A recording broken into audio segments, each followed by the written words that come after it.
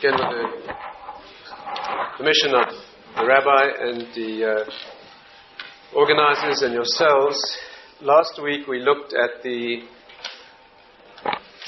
question of Teshuva from a background perspective. We tried to look at some of the mechanisms, if you like, behind the theme of Teshuva and how it connects with Rosh Hashanah and the mitzvah of Shofar and the depth of understanding of what's called Ratzon, or the point of will or freedom or volition in the mind. Since we are just before Yom Kippur now, let's try to look this evening at the more practical level, and perhaps a little bit of the mechanisms as well, but let's try to emphasize the practical stages that the mitzvah of Teshuva incorporates. So let's at least try to walk out of here knowing in practice how to put this mitzvah into effect. You know that the mitzvah involves very few and very simple steps. Essentially, Teshuva is comprised of three stages: past, present, and future. That's vidui in the present, speaking out or confessing what it is that was done, that was negative, regret for the past, and acceptance for the future not to do it again. And the mystery here, of course, is how that simple formula could affect the major changes that it does in the neshama, in the spiritual worlds. And last week we looked at some of the one or two of the facets of those mechanisms. One of the mysteries of Teshuva is that it does not only uproot the past, but has the potential to change the past. It could reverse the past, or reverse the polarity, if you like, of the spiritual energy. Let's just look at that for a moment, and then we'll perhaps spend the bulk of the time looking at the practicality. It's well known that, and the classic source for this, the classic discussion of this in the recent past, Rabbi Chanan's famous Maimer al Teshuva, in which he discusses the idea of the Chavetz Chaim with regard to a particular question that he asked, and his own idea, other answers being proposed as well.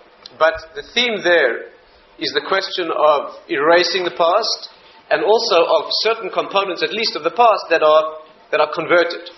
To put it bluntly, Teshuva done correctly, mitzvahs can become schuyos. In some places even says averis. Averis done in the past can become schuyos, merits, and perhaps even mitzvahs, using that word very broadly.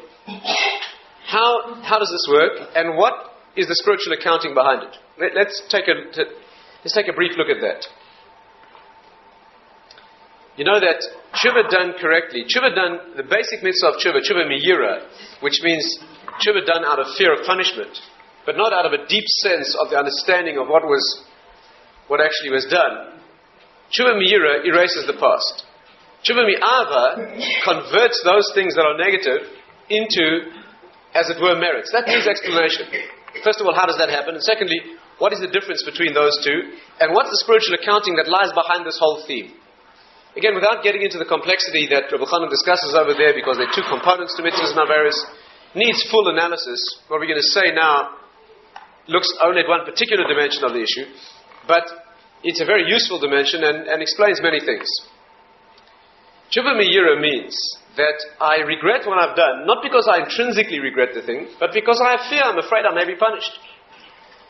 The mechanism, what that achieves is that it eradicates the past and leaves me where I was before I did the thing wrong.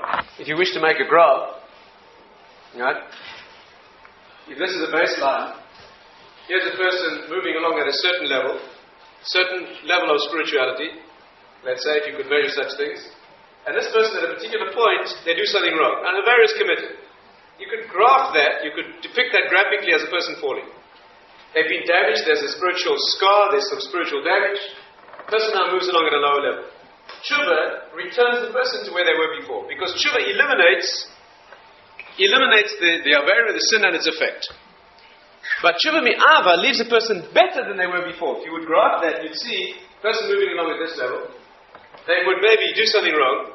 Teshuva mi'ava, which is a whole different story, does not return them to where they were before. It makes them, so to speak, a better person than they were before they fell. What is the mechanism there? The mechanism is like this. And a fascinating application of this outside the world of tshuva as well, which a beautiful demonstration of the arithmetic or the scientific nature, or if you like, whatever the words are, the precision of the counterpoint and the balance that is set up in the conservation of energy, if you like, in the in the spiritual world. The mechanism is this, that if a person has a certain problem, and that problem manifests itself in another area and they drop, tshuva eliminates that, they go back to where they were before.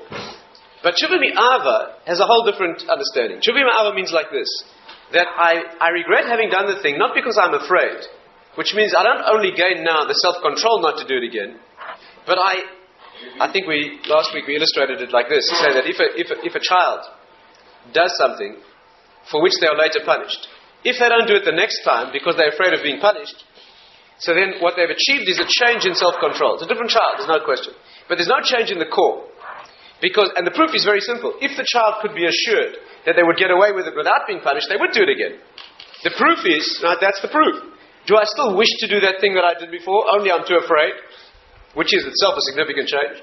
But in the core, that means I don't regret the thing itself. Rabbi Chaim even goes so far as to say that that's not really within the what we call toiha ala rishonis. That person doesn't really regret the past. He only regrets the potential future, the punishment. But a person who does tshuva mi'ava regrets the thing itself. That means, in a very deep sense, this is a different person. And the reason this is a different person, as we tried to discuss at length last week, is because a real change in the personality is represented by a change in will.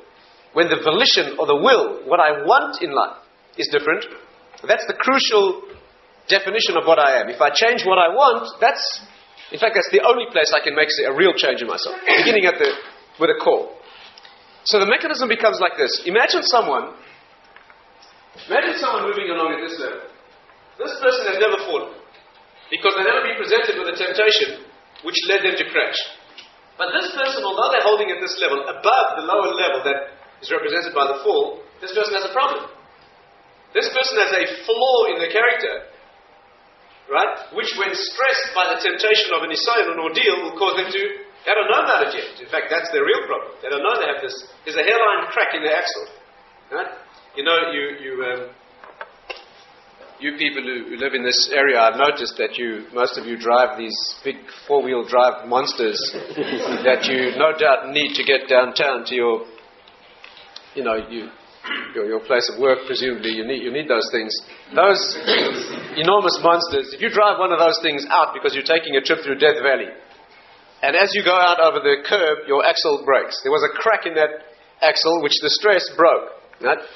You're very glad that it broke then, because when they've welded that thing back together, so then when you're traveling through Death Valley, when your life depends on it, it will see you through.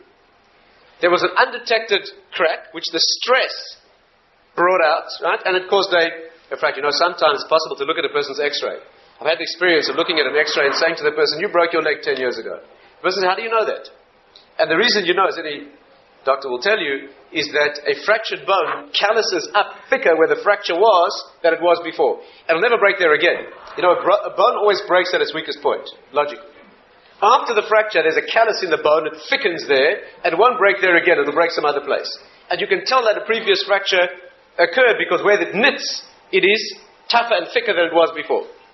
There was a crack which was undetected, the stress brought it out, and it can thereby be fixed. This individual was coasting along, thinking that he had no problem, in fact had a crack in his axle, and when he hit the difficulty, the curve of a nisayon, of an ordeal in life, that thing snapped, and he became broken.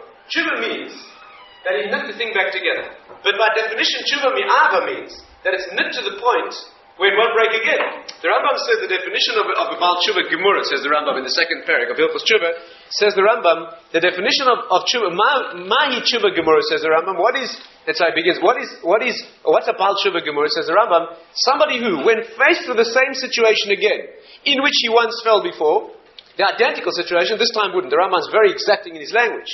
Not only does he say it, he gives a tangible example and he spells it out to an impossible degree of precision. He says, imagine a man who sinned with a woman. And then he does tshuva. And then he finds himself in exactly the same situation, says, the same woman, the same place, He feels the same way about it that he felt before. The Rambam spells it out, makes it obvious that it could never happen. Because it could never be exactly the same issue as it was before. It could be similar, but not exactly the same. What the Rambam means to say is that the definition of a Baal Teshuva is somebody who faces the identical situation that they faced before, and this time they overcome the situation because of the work of Teshuva. Says the Rambam, not because they're too old, not because if a person sinned once before, and a long time later they managed to resist the sin. Right? And it turns out that the real reason they resisted it was, the arthritis was too serious to chase whatever it was that they chased before. Mature breathlessness overcame them, before they could get close to the scene of the crime. That is not the first class tshuva, says Ram. And he quotes a passage which is Schares Barecha B'Yom. You should remember your creator when you're young, when you can. So it makes it clear that if a person does tshuva, that means the work is done sincerely, and not because of weakness or because of circumstance, but intrinsically the thing is uprooted and eradicated. And the only definition, the only working definition of that, is to be in exactly the same situation that you were once before, and this time through the work that's been done, not do it again.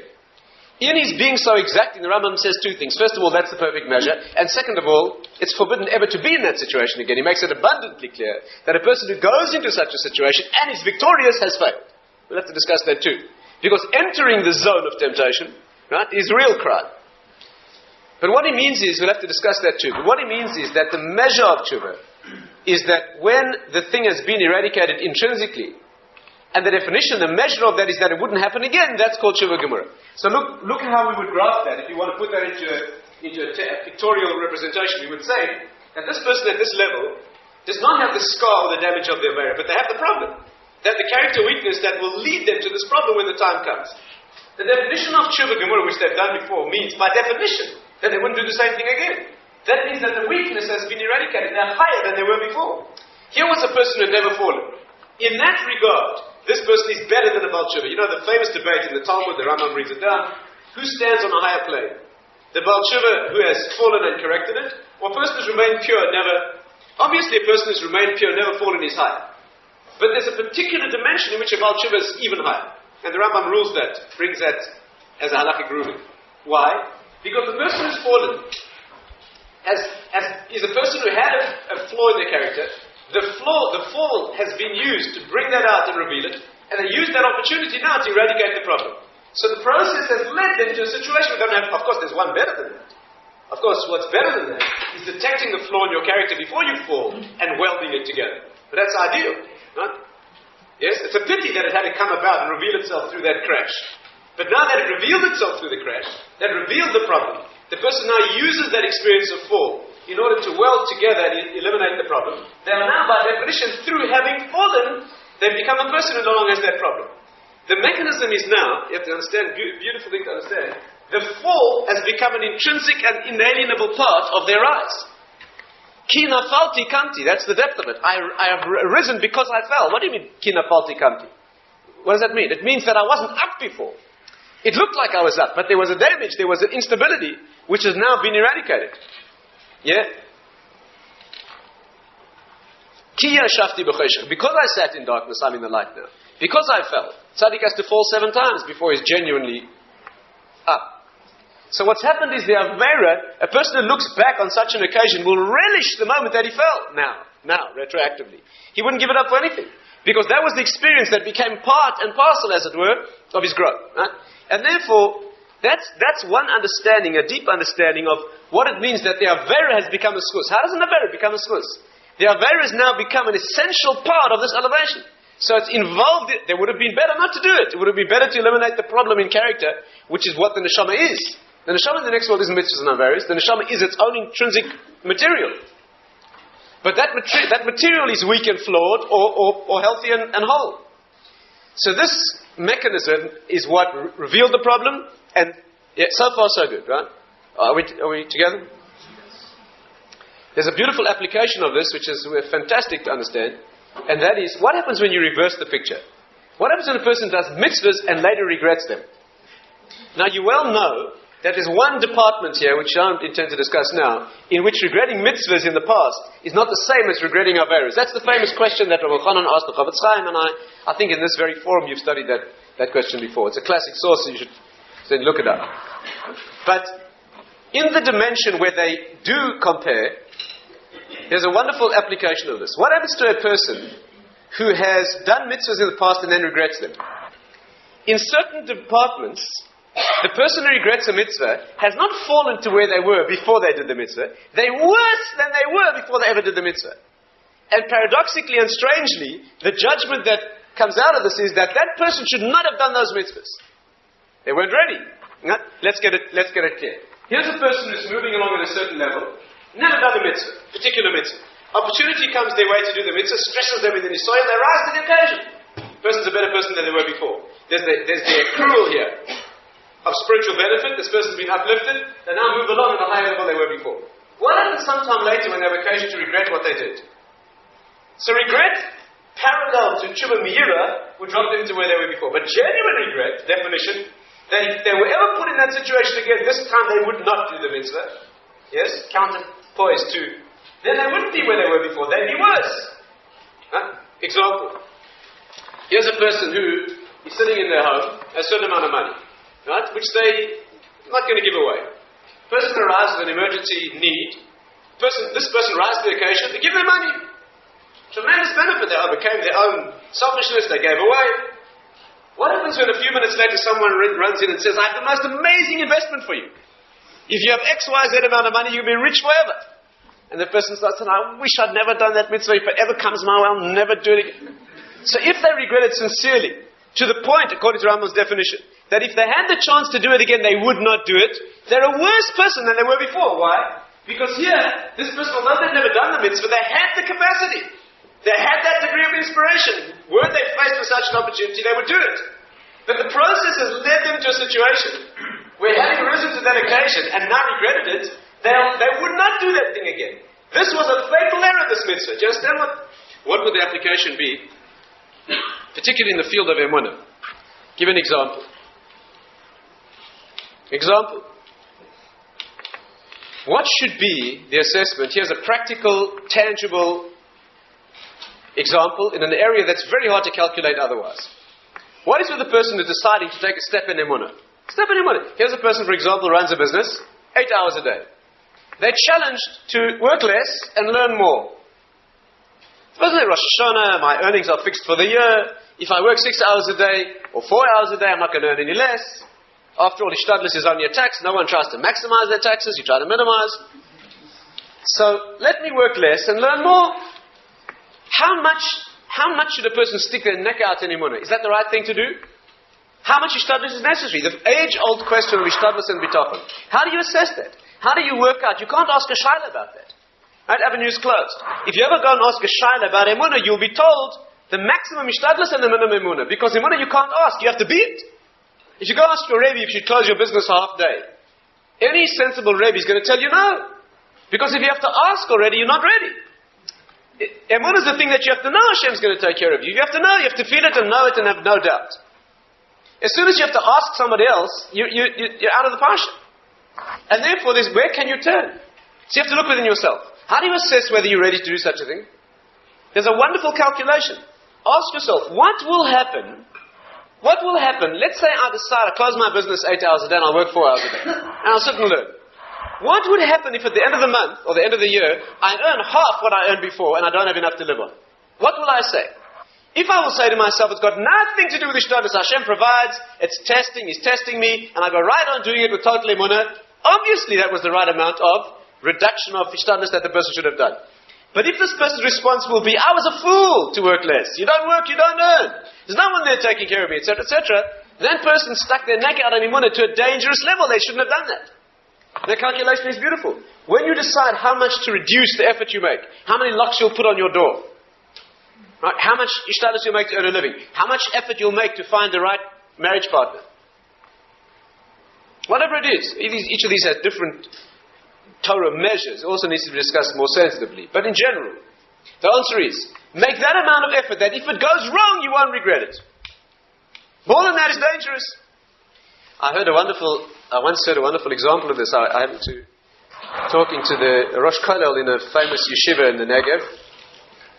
It was a very well-known Rosh Yeshiva. And he told me an amazing incident that occurred. It shows you how the Torah mind works, often contrary to what you might think. There was a situation once in that yeshiva a number of years, or many years ago, where there were some young Sephardi boys from a certain development town in the area, from very depressed socio-economic background, young men with very few opportunities, and they were learning in the yeshiva. A group of them came to the Rosh Yeshiva. This is what the Rosh Kollel told me. They came to the Rosh Yeshiva when they were 18 years old, and they said to him, we have now an ordeal. Most fellows our age are now going out to get jobs, apprenticeships, to learn trades, etc. We want your advice. If you tell us to stay and learn another 4 years, we'll learn 4 more years in yeshiva, and we'll do it. You're talking about tmimus, boys with a certain naive purity, even, right? In a very positive sense. We'll stay and learn. If you tell us to go and get jobs, you're our Rabbi, whatever you tell us we'll do. He said to them, leave now. Leave now, go and get jobs, learn a trade. Yeah, that's what you'll do. Now, can you imagine, here young boys come, boys who are in learning, they're going to go out into the difficult world of and I'll ask you sincerely, you could learn. So the Rosh Kollel, after the incident, he said to the Rosh Yeshiva, why did you tell him that? You turn boys away from yeshiva for... He said, look, what will happen if these young men stay and learn for 4 more years? And they learn sincerely and they grow and they develop. 4 years later, they go out to look for jobs. And they find that it's difficult. They're competing in a world where the other fellows started young and they can't get jobs. They may regret the learning that they did. And if they do, they wipe it out. So what did they gain? I should keep them here for 4 more years doing something which induced them into a situation that they're going to regret. And they might end up worse. Now's the time to leave. It's a remarkable thing. This is the counterbalanced situation of this calculation. It's a very useful, tangible. Rav Miller, that Sal from Gateshead this is what he used to teach his Talmidim, boys and girls, that this is the one tangible measure, if you like, rule of thumb, that you can use to assess how much Ishtad is to make. It's a very useful test. Let's look now, with your permission, at the mitzvah itself. Let's look at the details of tshuva and see if we can work through them and try to point out exactly the technicalities that we need for the next few days. First of all, if we want to, let's divide this mitzvah into as broad a spectrum as possible, right? As broad brush strokes as possible. We do it like this.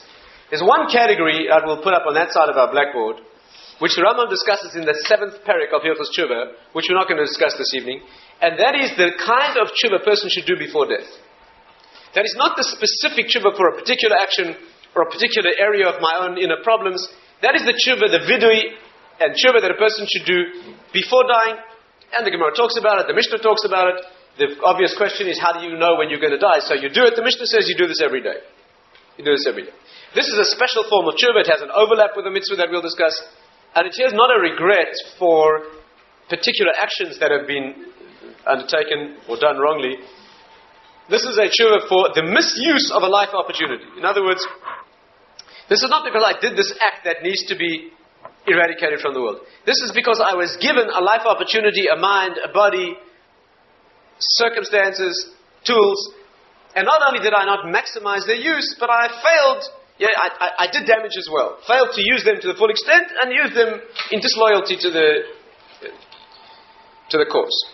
That requires a special kind of tshuva, which is not the particular tshuva for particular details. And it has its own. If you wonder why the Rambam discusses tshuva in detail in the 7th chapter, he starts discussing it all over again. You look carefully, you'll see this is a particular subject. Let's leave that aside for now, and let's look at the rest of the spectrum of the mitzvah of tshuva. To make it absolutely clear, there are 5 possible divisions to the mitzvah. 3 basics, right? 3 basic elements to the mitzvah that always must be done. And in certain circumstances, 2 precursor or prior steps that need to be done before you can do the 3.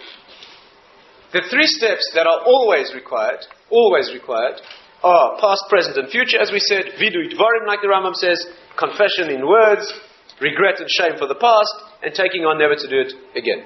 The other 2 are required only when the victim, when the crime has a victim other than one's relationship with Hashem. In other words, what we call ben adam lachaveroi, when there's a interpersonal damage. And incidentally, this does not mean a crime that takes 2. Now that's a mistake. Male-female issues in the sensual area, for example, are not interpersonal averos. That's between Adam Lamakim. The fact that there's an accomplice or a victim is not the issue. There may be a victim too. Someone may have been taken advantage of. Someone's feelings may have been hurt. That's another problem. There may be many problems. But the actual particular transgression there, in fact, the Rambam lists that very one in this context. But again, in general, if you're talking not about Ben Adam Lamakim, right, eating unkosher food, not keeping Shabbos, things that are done in private. If you're talking about interpersonal things, like the Rambam says, harming someone physically, financially, cursing them, speaking against them, one of the averos where there is not only Hashem to be dealt, an accounting has to be given, but also there's a person involved. Before you can do the tshuva that's required, you need first to make up the damage, and second to appease the individual. Right? Those two are often much more difficult than the three. To put it bluntly, until further notice, if you insist on sinning, limit yourself to those areas that are between you and Hashem. Leave other people out of it, because if you harm someone else, to make up the damage and to gain forgiveness and appease a person can be extremely messy, extremely difficult. In fact, until further notice, try and avoid the area altogether. But that's particularly problematic. Incidentally, while we're on the subject, as a brief aside, strictly speaking, every mitzvah that's between you and Hashem is also between you and everyone else. Elchanan points that out. And also, every mitzvah between me and you, obviously, is also an aver against Hashem. Every mitzvah that I do against you offends not only you, every aver, but also goes against the divine command. So there are two. But also, every aver that I do in private, I damage you. Because when I do something in private that's negative, I bring down the entire Knesset Israel, right? That spiritual entity which is the bonded unity of all our neshamas. Just like one part of the body being damaged, the whole body to some extent suffers. Therefore, when I do something in private, you have a claim against me. And when I bring down my level, so I bring us all down. You go down because the people have sinned. Why should Moshe Rabbeinu go down? Because they sinned? Because he's the head of a body. When you step down a step with your feet, your head goes down too. Right? That's incidentally one reason why some of us suffer when others do. One of the reasons why when a destroyer is released, he doesn't discern between deserving and undeserving. One reason. And that reason is that we're an organic entity. We're one being, really. Right? We don't see that always, unfortunately. That's a big problem. But that's who we are. The Arizal says the last thought you should have before beginning in Shemona Esrei is Avas Yisrael. What's the last thought I should have before I start speaking to Hashem? I think about Hashem. Says no. The last thought you should have before you enter Shemona Esrei, think about Avas Yisrael. Because that's who you are. That's where your spiritual entity is bonded in, locked into that super rational, that body which transcends the individual. So when I do something against Hashem, I'm also doing something against you. Nevertheless, there's use in dividing these two categories. And furthermore, it's important to know, and this is often misunderstood, there's a particular, again, the division of mitzvahs or averos into ben adam lachaverim and adam lamakim, people think is a sort of a technical division. Some things happen to have a human victim and some things don't. There's a difference in nature to these mitzvahs. It's important to understand. The difference in nature is this, that when I harm someone else, or when I do a mitzvah that benefits you, either way, there's someone involved. The focus of the mitzvah is the person. It's wrong to focus on Hashem in an interpersonal mitzvah. You should only be doing that after there's full accounting for the person. Right? There's something peculiar when you deal with a human being, and you're thinking not of them but of Hashem. People think it's very frum to do that. It's a mistake. Right? Can we demonstrate it? Of course. Let's say, I'll give you a very clear demonstration. Let's say you go into an interpersonal mitzvah, Bikur Cholim, for example, someone's sick. So now who's the recipient of where's this mitzvah targeted? Where's it posited? So if it's Hashem, you function one way. If it's the person you're going to visit as it should be, you function entirely differently. For example, this person is very frum about the mitzvah, right? All they're thinking about is serving Hashem. So they want to do this mitzvah right. So what are they hoping? That the person is going to be as sick as possible. Of course, sick as possible. Because, on the contrary, they're more juicy esrog, right? More muhuda. If they're really suffering, and if it's really gruesome, that's a juicy mitzvah, right? And if they'll arrive at the bedside and the person will have gotten better, they'll be thoroughly disappointed because... I once went to visit someone in hospital, where the person is obviously a person at a certain spiritual level. And the two of us were going up, and we walked out onto the floor with the ward. And I made a big effort to go and visit this person. I really did. It took me a long time, and I gave up a whole afternoon, and I slept, and when we got into the thing, the nurse told us the patient had been discharged.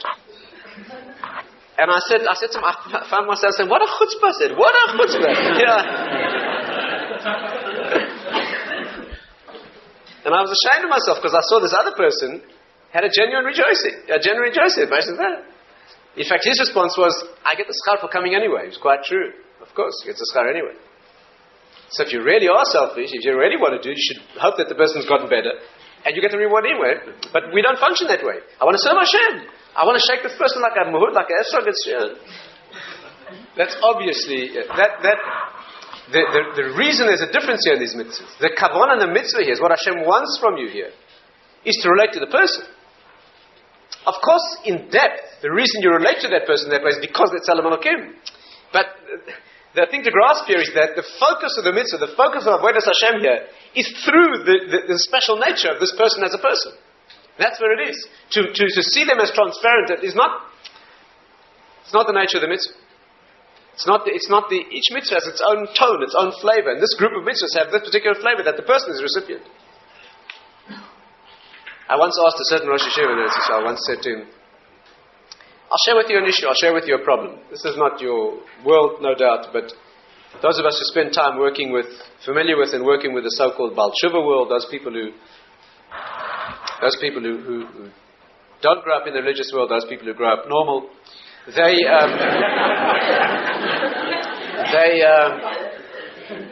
one of the problems they encounter is that moving into a more orthodox, more observant lifestyle is that they feel a very painful denial of spontaneity. Because, it's an important thing to understand, is because when a person is not bound by mitzvahs, so why do you do that which is good? Why do you visit someone who's sick, or give of your time, give of yourself? Because there's a tremendous welling up of a spontaneous desire to do that. It's a very uplifting thing. And therefore this person needs help, and you put yourself out and you help. There's an uplift in there. There's a tremendous spontaneous expression of self. But when you do it because it's a mitzvah, there's a danger of feeling not only a lack of spontaneity, but a lack of awe. After all, if you're sick and someone comes to visit you because it's a mitzvah, so you know they're coming because they have to, and you know that they're only there because they have to, and you know that they're going to be looking at their watch, and they know, and therefore, where's the feeling? Where's the feeling? And people who lived a life before where the guiding principle wasn't mitzvahs, it was spontaneous. Of course there's a low side to that. Of course the low side is that you have this welling up of a feeling when it suits you. And you'll do it for those that it suits you to do. And perhaps where someone really needs, they won't get attention. Of course, it's true. But nevertheless, and it's quite true, there is a tremendous depth of emotion and of welling up of self-expression in an Eina Mitzvah Voice.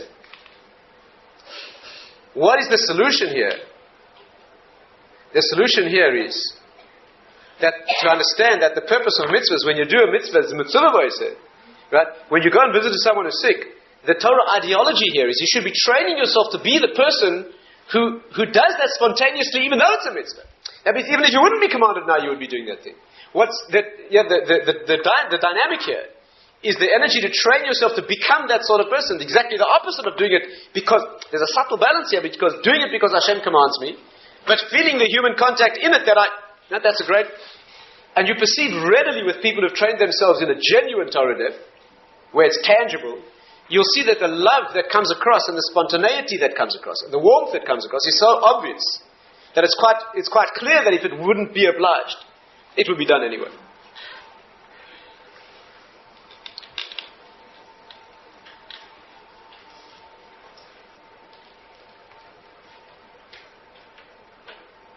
This, in fact, is the depth, although it's not our subject directly. This, in fact, is a depth between Eina Mitzvah Voice and Mitzvah Voice. Why the Gemara says an Eina Mitzvah Voice, somebody who's not commanded and does is greater. It's a long discussion, but just a brief insight into it. Someone who's not commanded and does, it's true they have a welling up of spontaneous self-expression, but the maximum they could ever express is only themselves. That means when I do something because I really want to, and I put my entirety into it, so it may be fantastic and wonderful and deep, but it can never be more than me. But when I do something because an infinite source commands me, I lock in. I become the cutting edge of something that begins in infinity. Gadol HaMitzvah, when Chazal said Gadol HaMitzvah Oiseh, they didn't mean a little bit bigger. They meant infinitely bigger. Because when I am not mitzvah and I do, so the tzivui comes from here, from my ratzon. It begins here and it expresses me, at best. But when I do, because the ultimate ratzon commands it, and I say Ritzoncha Ritzono, and I lock into that partnership, where it comes from the ultimate source, and I'm the legs that it walks on, as it were. You know, the Sfas Emes says, before Yom Kippur, it's allowed to just dwell on this just for a moment. The Sfas Emes says that when you do a mitzvah, you lock into an infinite, amazing idea. You know what a mitzvah is? You know the word mitzvah. Do you mind if we digress just for a moment? I'm not going to get fired, am I? The word mitzvah, people think means commandment. It's not the correct Hebrew construction. The word tzivui is a commandment. Mitzvah has a different nuance. It also means a commandment. But its root means to be together. But tzavta chada means in one bond. The Hebrew word tzevet means a crew, where different elements function together in unison. A mitzvah means that the one who commands and the one who is commanded have bonded into a crew or a unit where they work in unison and become one. That's what it means. The depth of it, says the Sfas Emes, I mean, if one would really understand this idea, one would never be the same, is that the way a mitzvah works is, in a completely ineffable source, completely beyond our understanding, a desire is formulated. The Ratzon Hashem, that this thing be done. What is the reason for a Ratzon? We said last week, you can't ask that question. It comes from beyond any understanding. Ultimate source, the Ratzon Hashem. And it comes down, as it were, in the divine system, without going into what that means, and it gets formulated as an instruction. Do thus. A mitzvah. And then it stops, and the thing is not done. And then the human being is required to step in. And the human being hears the command, generates the mechanism that's necessary, and goes and does it. So that on the ground, it happens. And a circuit is closed. In an infinite source, a desire originates, and down on the ground, it gets done.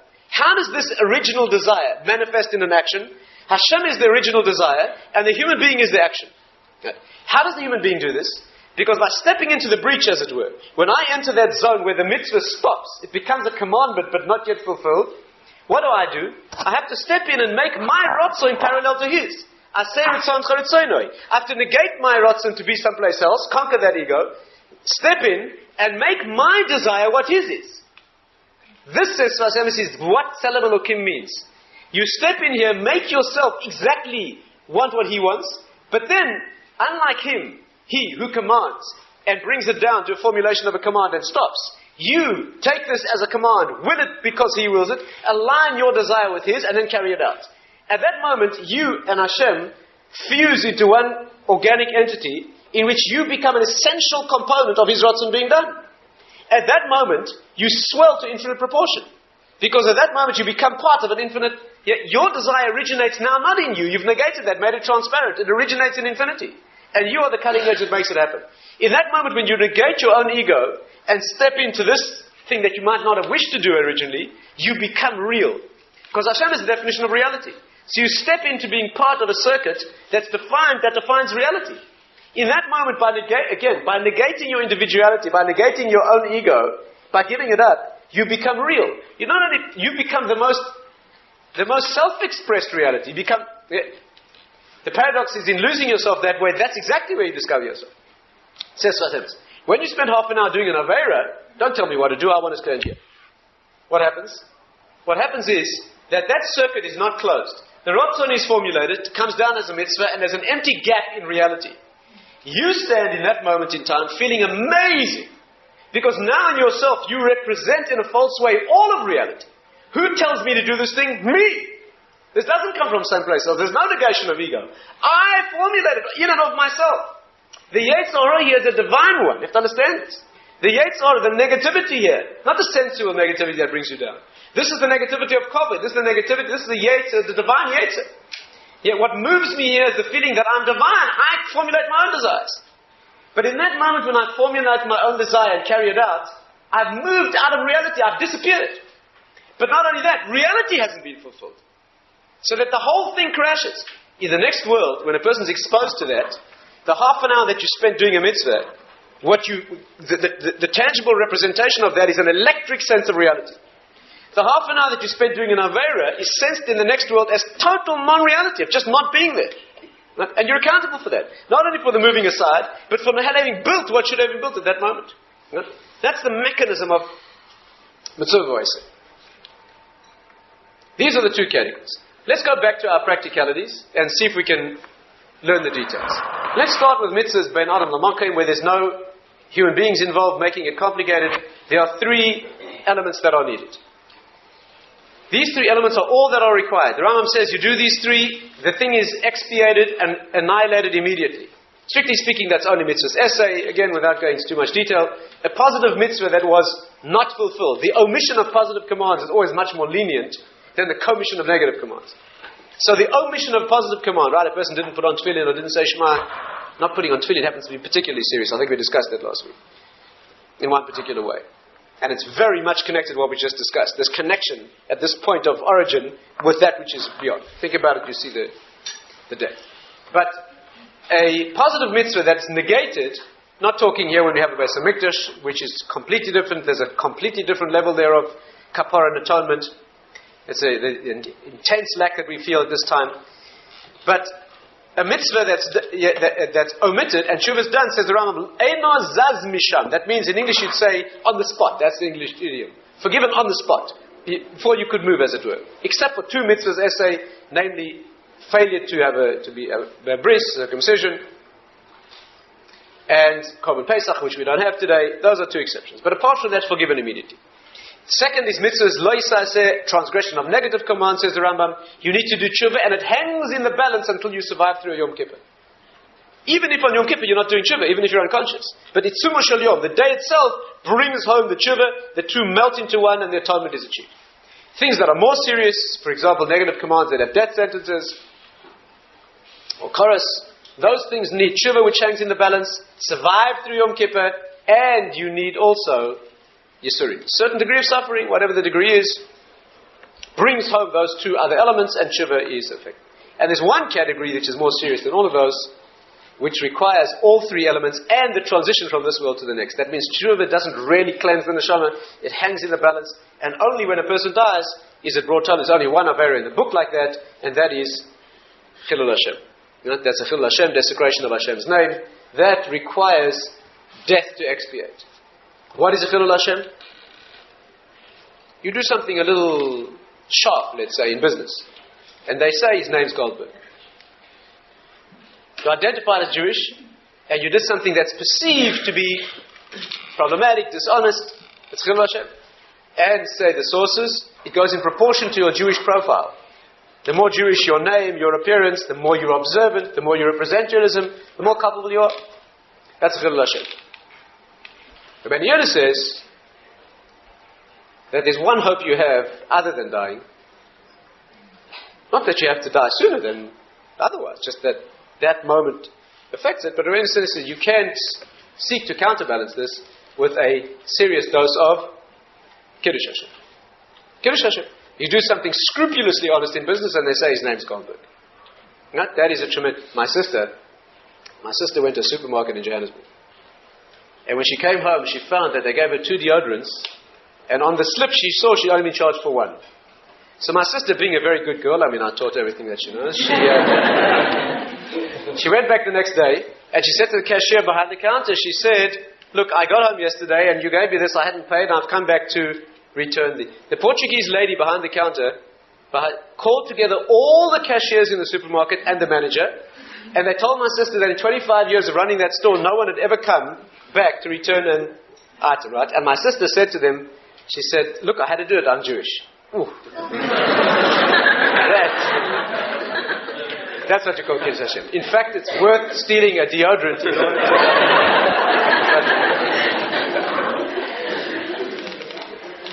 The point is that, given that hierarchy of requirements, nevertheless, the tshuva is required. What are the 3 components? So Rambam says like this, and it's worth blazing into one's memory. He phrases it in one sentence, the Rambam, which covers all the requirements. If you consider yourself a black belt, then you will not use this formulation of the Rambam. As you look up Sha'arei Teshuva, there he has 17 requirements. But these are the 3 essentials. Rambam says like this, you say, Ana Hashem. which is addressing Hashem in an expression of longing. Chatasi, avisi, pashati lafanecha. I have sinned in front of you, with 3 words denoting what is not really accurately translatable in English, but 3 levels of unintentional, deliberate, that means even though I knew it was wrong, and thirdly, because it was wrong, rebellious. Rambam says there's at least some of each of those in every Avera. Some of each of those. That is what you are saying, lefanecha, in front of you, right? Which acknowledges exactly where the offense is placed. That's the preamble. And then you say, v'asisi kach v'kach. Dotted line, you fill in your own words, whatever you did. And then you say, that's vidui, what the Rambam calls vidui dvorim, confession in words. And then you say, Hare, nichamti uboishti b'maasai. I regret what I've done and I feel shame. Puts both those elements in. That's regret for the past. And thirdly, you say, V'lo'olam eini chayzer l'davaz. I'll never do this thing again. Right? 3 elements. I think we mentioned them already last week. 3 basic requirements. 1 sentence. That is the mitzvah of tshuva. The easy part, of course, is the words. The hard part we discussed already is the fact that it has to be meant and that a ratzon is changed. Let's look halachically at these 3 elements. First of all, vidu, confession. So very briefly, try to sketch here the minimum halachic requirements are as follows. Vidu must be vidu dvarim. Right? The Torah says, Vizvadu, you shall confess, and the name of the mitzvah in Torah language, in Torah literature, is vidu and vidu dvarim. That means it's a positive mitzvah. It doesn't only expiate and eradicate sins in the past. It itself is a positive mitzvah. Apart from the merits that accrue from converting Averis into, this itself is a positive mitzvah. This means it has to be done. Some Meforshim say that if you don't do it now, in Aseret Yemei Tshuva and Yom Kippur, it's an extra Avera, because when the opportunity is specially presented and you scorn it, there's a special degree there of culpability, more reprehensible. But this is what it is to vidu dvarim. And the halachas are like this. First of all, it must be spoken, not thought. The mouth must formulate the words loud enough for oneself to hear, like tefillah. Thinking these things does not fulfill the mitzvah. Without getting into too much detail, thinking tshuva does affect tshuva, but it's not fulfill the mitzvah of tshuva in vidu dvarim. Hirhure tshuva, thoughts of tshuva, are not nothing, far from it. Again, it's important to know. A person who thinks tshuva, right, decides to move their life onto a whole new track, right, is 100% valid movement of a life. It's machriya a person, it moves a person onto a whole new track. It fulfills entirely the purpose of tshuva in the sense of moving a person into a new. First of all, this is essential to know for people who cannot speak. A person is lying semi-conscious with a ventilator tube in their trachea who cannot speak, right? Who has hirurei tshuva, this is very far from nothing. This is. And secondly, there are clear proofs. One is a classic proof that the Gemara says that if a person marries a woman on condition that he's a tzaddik. A person marries a woman, right? If I say, Arat Mukadeshesli, you're betrothed to me on the condition that I have £1 million in the bank. And if the lady says, yeah, I mean, one would question her sincerity in the first place, but if she says yes, then if the condition exists, she's married. How about if I say, on condition that I'm a righteous individual, when I'm patently, obviously, an evil individual? Says Gemara, the tshuva is valid. Shema hirher tshuva beliboy. Maybe he decided that moment to cleanse himself, and so he didn't say, he didn't do vidu, he didn't say confession. You see clearly that the condition is upheld to the extent of validating a marriage if he only thought tshuva in his heart. You see clearly it's valid. What's the difference with vidui? The difference is this. First of all, of course, that's the mitzvah. But the difference in spiritual accounting terms, if you like, is this. I once spoke to a great Kabbalist in Yerushalayim. He put it for me in very graphic terms. He said, a person who's mahara and tshuva, a person who decides to become a new person without saying the words of vidui, is a person who's taken a train that's moving one direction and moved it onto a new track. The train is heading to a new destination. There's no question about that. But the baggage is still attached. The responsibility for the past remains attached. That miracle, to detach yesterday's accounts, to detach the coaches from the train, that you need to fulfill the positive mitzvah. So there's a hachra, the person moves onto a new track, but you still have schlepping along. Yeah? You want to convert the past, eradicate it, elevate it, transform it, etc. For that you need to fulfill the positive mitzvah. That is a new track plus eradicating the baggage. Yeah? That's the difference. So vidu dvarim must be spoken out and not thought. Secondly, it must be any language that you understand. Any language, it must be understood. Just like saying Shema, the work here is the work of the heart, right? That is the work. Although the mitzvah is to express it, it must be it must be understood. Hebrew is better. Al-Pi Kabbalah, Kabbalistically, it is better to speak Hebrew. The Kabbalistic sources say that one breaks through certain gates that are opened by Lashon Kodesh, which are not opened by other languages, and therefore Hebrew is better. What do you do if your Hebrew is not good enough? If you can't express yourself well enough in Hebrew, and you want the benefit, here's something you can do. You can daven together with a minyan and speak any language. If you start together with a minyan, and then let's say at the end of the Amidah, for example, good place to do it, you then switch into your own personal expression and you use any language, a minyan opens up certain gates that the individual does not. Equivalent to speaking Hebrew. That's incidentally, can you think of a proof that a minyan opens gates that don't require Hebrew? One word proof? One word. You're only allowed one word. Kaddish. Kaddish we say only with a minyan and not in Hebrew. Right? Kabbalistically, actually, we say Kaddish in Aramaic because Aramaic is the language of the negative, of the dark side, of the negative forces. And so we say Kaddish in their language. We want to knock them out on their own turf. We use their tool to knock them out. And that's a deep Kabbalistic idea. But the point is that we say it only with a minyan, and we don't say in Lashon Kodesh. And therefore, you can, and of course this applies to women. Applies to a woman wants to daven with a minyan of men, then she can get together, and when they daven, she can. The Gemara has a story about a woman in the time of the Tanoim, in fact, who was exceedingly old, and she came to one of the Tanoim and asked him why she was still alive. She perceived that perhaps it was already beyond the sell-by date, as they say, and he said to her, "What do you do?" She said she goes to a minyan every morning. He said, "Stop for 3 days." The woman stopped going to the minyan for 3 days, and she died immediately thereafter. So you see, So he is davening together with a minyan. When a very convenient time to do this, there are a number of opportunities during the Amidah in order to say one's own confession, a very convenient way, and easy to get by without halachic complications of interruptions of the brachas and so forth, is at the very end of the Amidah. You know that what we do is, we finish Shmoneh Esrei, which we say in the plural, we then switch into a singular. Did we discuss this on last?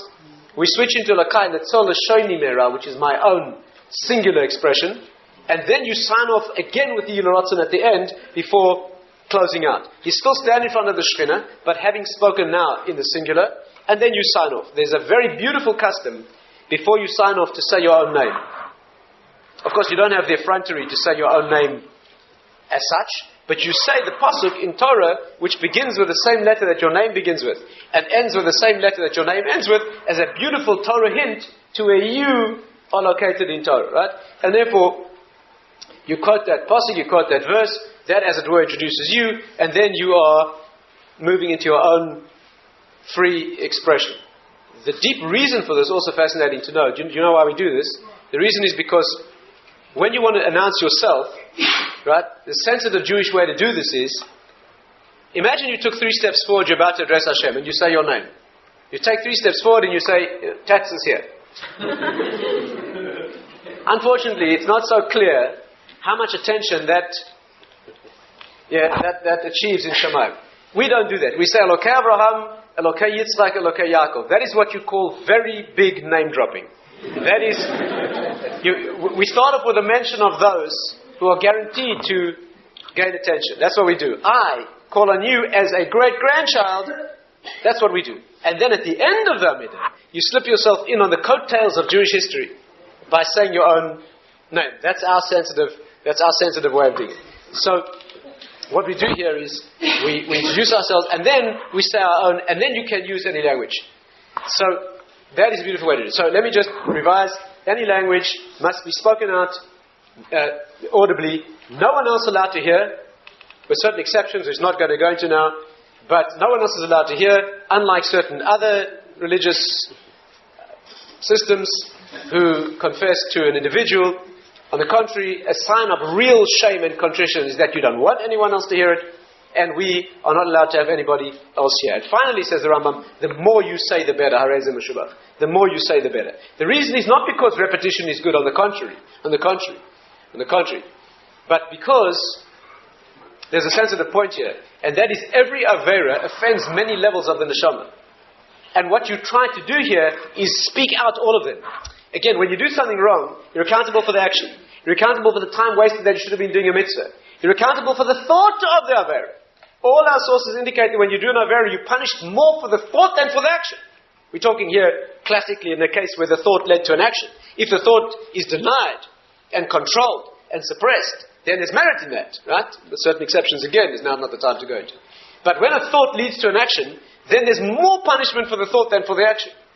The reason for this spiritually, Nebuch Chaim speaks out very clearly, is because an action offends an animal level of the human construction, namely the body.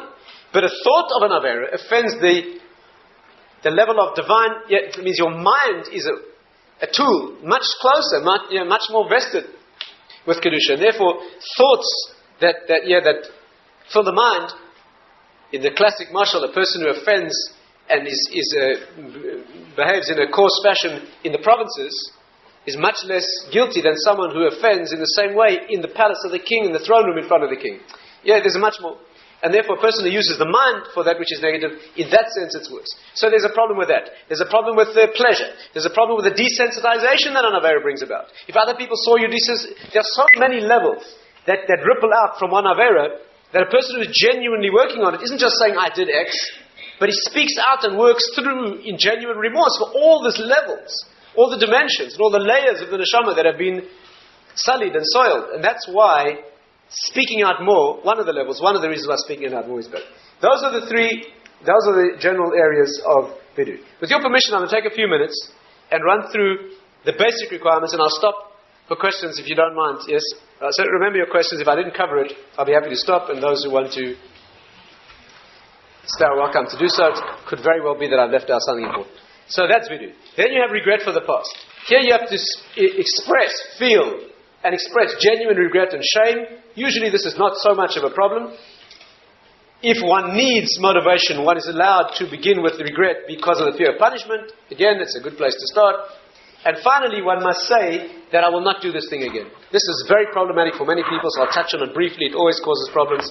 What does one mean? I will never do this thing again. Understand this very clearly. To say I won't do it again does not mean a prophetic statement about the future. Because who can say that? Who can say I won't do this thing again in the prophetic sense? Nobody can say that. Right? And many people hold themselves back from this element of the vidui, right, wrongly. What's meant is not, I'm predicting that I won't do it again. What's meant is very clear, the Rambam makes it plain. As I stand here, if I would now be transported back to that fateful moment, because of the work I've done on myself now, as I hold now, I would overcome that situation. If one can clearly say that, that's what one means. What will be next week when you're feeling low and down and you got depressed and something happened and you got schlepped into a place you shouldn't have been and who knows what, you have to handle next week. The critical issue here is this presently sincere? If it's meant sincerely, that means I have conquered and killed this area. It's not part of me anymore. I don't want that thing anymore. Right? I've risen above that. One says this. What happens next week when one does it again is you have to do tshuva again. Right? You know, again, the reason many people found this difficult, because most of us have problem areas that we keep coming back to. It's like married couples. Married couples argue about the same things that they always argued about. For 35 years, they say the same. You'd think they'd have a little creativity and put in a bit of, but that's not the way it is. They go back to the same issues and they use the same words about them again. That's how we are in our own inner marriage. We tend to have problem areas and we go back. What bothers most people is, how can I do tshuva? After all, I've done it so many times and I keep going back to this area. How can I be sincere when this is a problem. What one means is, if one is sincere that I've negated this area, you do tshuva. If it happens again in the future, then you have a problem. You have to do tshuva again. What is definitely not allowed, says the Rambam, and he lists it as a separate avera, is to say that I've conquered this area when you haven't. To say that I won't do it again when you're already thinking of the next time, says the Rambam, is completely invalid tshuva. It's a new avera. You're lying through your teeth. And for that you have to do tshuva again. In such a situation, one should say, this is what I did. I'm ashamed and sorry. Help me not to do it again. And you put your money where your mouth is, says the Rambam. You skirt that area. You never go close to it. You make strategies not to do it. Right? The real misuse of free will, again, it requires a separate discussion. The ultimate misuse of free will is not to fail in an nisayon. It's to put yourself into the nisayon. Because either you'll fall into what they call taiva, into that side, or you'll fall into gaiva. Either you'll succumb and you'll fall into that, or you'll overcome it and express ego. I managed. So choosing the Avera is always a failure. The Gemara says clearly, a person comes to a fork in a road, where women, one fork takes him past a river, where women are doing some washing perhaps, and they're immodestly exposed. The other road takes him home. So the man says to himself, well look, which road shall I take? Am I not in the world to conquer ordeals? Basilis Yisharim says, you created for three things. La avoid, la sois mitzvahs, ve'la'amod b'nisayon. La avoid, to serve, to perform mitzvahs, ve'la'amod b'nisayon. Let me take the road where the women are, not look.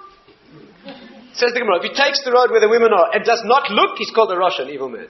Because he failed the test.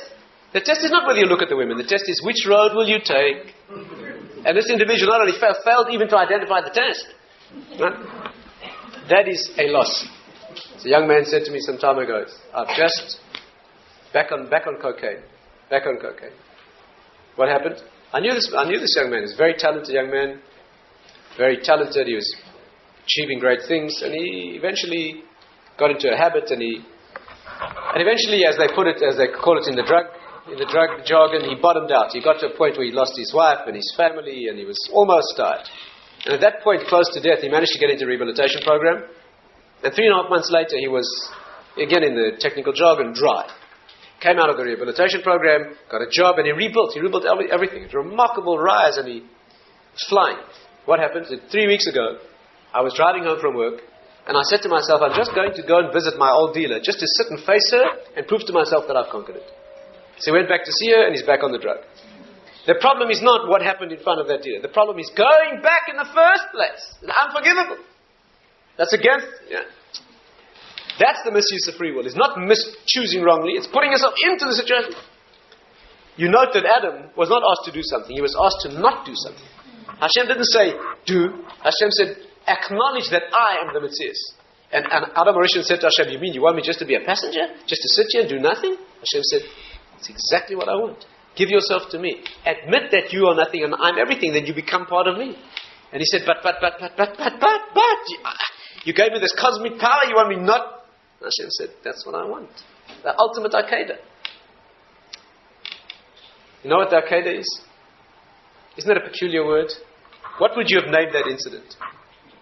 Shechting, Ha'alor, raising him, Hakrova, Korban, Akiva, to tie him? We always name things for their essence in Torah, always. Nothing peripheral ever. The tying? The essence is the taking of the life, the spilling of the blood, one of the avoiders, something. Binding? That's the ultimate. Ultimate is the withholding of power of self. It's the locking in and not expressing. That's the ultimate expression of Akiva. Anyway, that is what's meant by the three stages of not of vidui, of speaking it out, regret and remorse for the past, and not doing it again in the future. Let me just point out that when the Rambam says the more you speak the better, the more you speak out the better, there's one exception, and that is a kind of person who on Yom Kippur sits there and begins to recount the detail of the Avera, and before they know it, they're back in a reverie, back in a delicious and very technicolored, three-dimensional reenactment at the scene of the crime. There's very likely to be very little remorse in that type of reconstruction, and in those circumstances one should mention very generally the area and leave it up to the details to be filled in and move rapidly on while there's still a modicum of remorse. That is an exception to speaking out the details. But to the extent that one can speak out remorse, that is how it should be done. That summarizes the halachas of the three basic elements. Can we spend a few more moments? Yes? Can we spend a few more minutes? Let's just spend a few minutes dealing with halachas very briefly of what happens when you've offended someone else. Incidentally, one important point, a critically important point, must not be omitted. Do you know that on Yom Kippur, in the Machzor, we never fulfill the third component? Okay, this is absolutely critical. The requirements of Teshuva are vidui, regret, and saying you won't do it again. In the whole Machzor, there is plenty of vidui. There's plenty of remorse and regret. But there's no statement, I will not do this again. And if you do not say that, you've not fulfilled the mitzvah. Why was it not put into the liturgy? The reason is obvious. The reason is because we always speak in the plural. We're not going to go now into why that is. We always speak for all of us. So we can all say collectively we have done all these things. On the contrary, even if I haven't done it, I can say we have. I may not have done this detail or that, but I can say we have. And we can all say sincerely we all regret it, but I can't say you won't do it again. Well, you can't do that in the plural. And you have to know that. And therefore we confess in the plural, and you should do it in the singular as well. And we express remorse in the plural, you should do that in the singular. But if you don't say, I'll not do it again, you haven't fulfilled the mitzvah. There's an allusion to it in the Yehi Ratzon at the end. Yehi Ratzon nefanecha sheloi echet ha'od. Yehi Ratzon, help me not to. Some say that is a beginning at least of this. But you need to say, I'll move away from this. I won't do it again. Okay, those are the three elements. Very briefly, this requires much more detailed discussion, but very briefly, the other two components are as follows. When the victim of the Avera is someone else, you have two very potentially thorny and messy, very demanding steps that have to be done. The Rambam says there's no hope of tshuva if you haven't fixed up the problem. If you don't appease the person and make up the damage and you do tshuva, he says it's like going to a mikveh holding the source of contamination in your hand. That's ridiculous. It's not going to be purified that way. You first have to relinquish the problem and then do tshuva. Even after appeasing the person, you still have to do tshuva. You still have to speak to Hashem. But before you speak to him, you have to speak to the person. And it goes like this. First of all, you have to redress the wrong. You have to pay back what you took. Right? And if it wasn't financial, you can pay financially very often. On the contrary, we have 5 heads of damage in halacha, where you pay financially, even for injuring a person physically, even for causing them shame, even for pain. But the wrong has to be redressed, and if necessary, in financial terms. It does not say anywhere that the person has to know. Doesn't have to know. If you work for someone and certain funds have been misappropriated, you don't have to tell them. Not to fulfill this component. If the money is put back, so that wrong has been redressed. There's no requirement here that the person is told under this heading. Right? I personally have dealt with cases, remarkable cases, where money had to be given back. Large sums of money. And in case you think it's difficult getting a large sum of money out of somebody, try giving a large sum of money to somebody without telling him why. It's a very suspicious circumstance, but has to be done, and ways and means can be developed, and if necessary it has to be done. So the damage has to be redressed. The problems here are when you can't find the person, when they're not alive anymore, when you dealt with many people. One gentleman came and he said to me, for the last 25 years I've been running a business. Wealthy individual, I know the man personally. He's now become very much more motivated, Jewishly knowledgeable. For 25 years I've been running a big business, and for 25 years I've been overcharging and undersupplying. I want to pay it back. First of all, the man's not worth what it would cost to pay back 25 years of big business. And secondly, how does he find the people? Jews, non-Jews, alive, not alive. How does he begin to do that? So the first can bring down, the Rambam starts the section by saying that all things can be corrected. That's the good news. Some are more difficult, but all things can be. And the sources bring down specifics. For example, if a person is no longer alive, one can give to the estate or the children where the benefit would have accrued.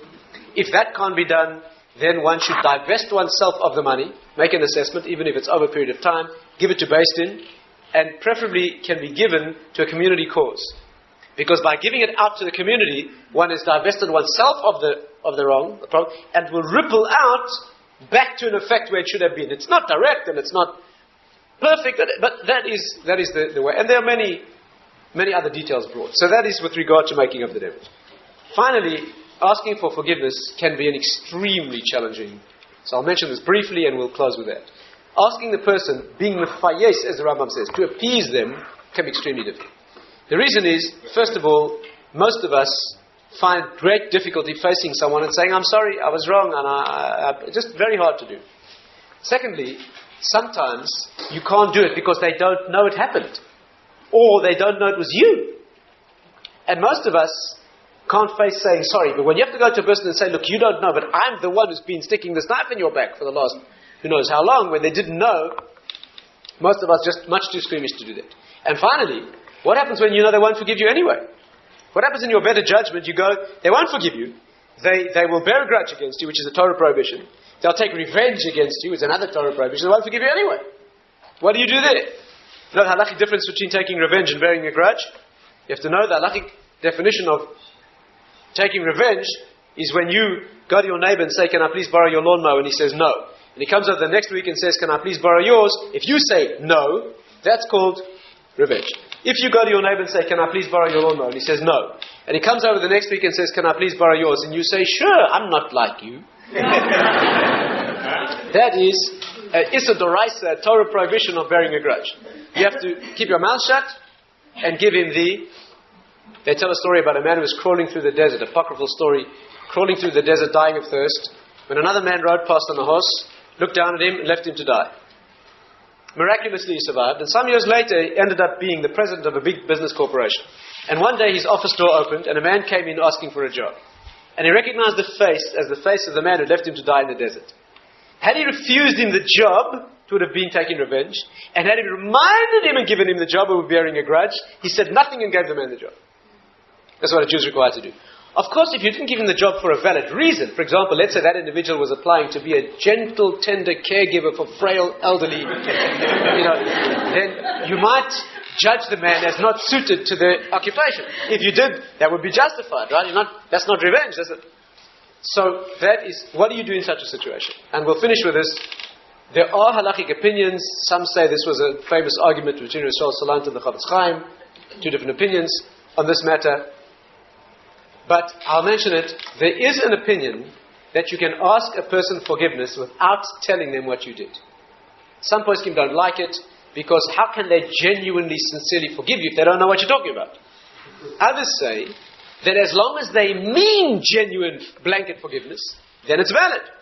If you sign a check without filling an amount in, and I fill the amount in, provided your account has the cover, then the check's valid. So if someone says, I forgive you whatever you've done, if they mean it, and that's the problem, does a person mean that, or they're mouthing words? But if they mean whatever you've done, as often is a genuine meaning, for example, parents saying to children, parent says to a child, it's a genuine forgiveness. Sometimes in difficult ex-marital situations, it's very difficult. The pain is often great and it's hard to do. These are problems. But, if a blanket forgiveness is given, if it's meant, it's valid. The Rambam says, incidentally, that when one's asked for forgiveness, it's a specific cruelty to refuse. Right? And on the contrary, if you need forgiveness from someone, says the Rambam, ask them again and again. If they refuse, send a delegation of friends. If that fails, do it again. Fax them, email, whatever it takes. It doesn't say exactly, but you do whatever it takes to importune them to gain their forgiveness. If you do that a required number of times and they still refuse, it's an unusual cruelty on their behalf, becomes their avera, and you're not required to ask anymore. Except if it's your Torah teacher, your Rabbi, then you're required to go back 1,000 times. That's a unique exception, fascinating incident, the Gemara that illustrates it. It's a bit late now to go into detail, but that is a unique exception. Otherwise, there's a certain number of times, then you leave it closed, the person. What happens to an individual who's asked for forgiveness and cannot bring themselves to forgive? Here, one needs a little vested interest.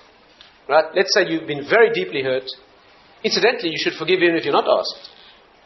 Being asked is not relevant.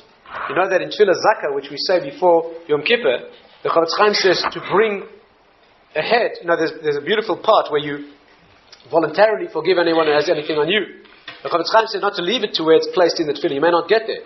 Say it right at the beginning, right? You say, Hi Hashem, on this Erev Yom Kippur before Kol Nidre, I hereby forgive anyone who has anything on me. I want no one's accounting on my head this Yom Kippur, right? And whether they deserve it or not, I let it go. And then you say, and in the merit of this effort, put into the hearts of anyone out there who has anything that put into their hearts to forgive me at this point.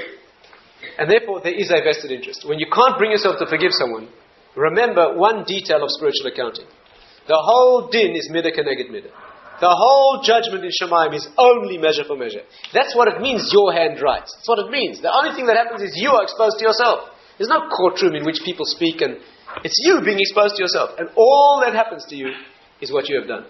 And therefore, if you stand in the dock, this Yom Kippur, or whenever it is, and you say, Hashem, forgive me, and you don't deserve to be forgiven, you won't be. You won't be forgiven. How can if you ask to be Rosh Hashanah, you're standing there asking to be forgiven when you don't deserve it? Yom Din. Din means you get what's coming to you. How can you ask for forgiveness when you don't deserve it? What sense does that make? There's one very good sense it makes. If you ask Hashem to forgive you for something that you genuinely do not deserve to be forgiven for, but you once forgave someone for something they did not deserve to be forgiven for, you'll be forgiven. Why? Because you did deserve it. You once did that. It's all midah keneged midah. If you once you prepared to forgo something that wasn't deserved, so you have on your credit that particular energy. And therefore, you deserve that because that's who you are. So it'll be done for you. It's not the first-rate, full-hearted beginning of the mitzvah, but it's good enough to get one motivated, start with the inner vested interest and use that thing. What do you do to somebody who is not willing to forgive, or you predict that they will not forgive you? Ask them without telling them what you did. There are weighty, broad halachic shoulders that sanction this, and you can do it. How do you do it? And I'll finish with this. There's a wrong way and a right way. The wrong way is to walk up to the individual and say, you don't know what I did to you, but would you forgive me? That is not the way to go about it. One's imagination then tends to run wild, and you definitely won't be forgiven. What you do is you walk up to the person and you say, how are you doing? And then you say, Yom Kippur coming up soon.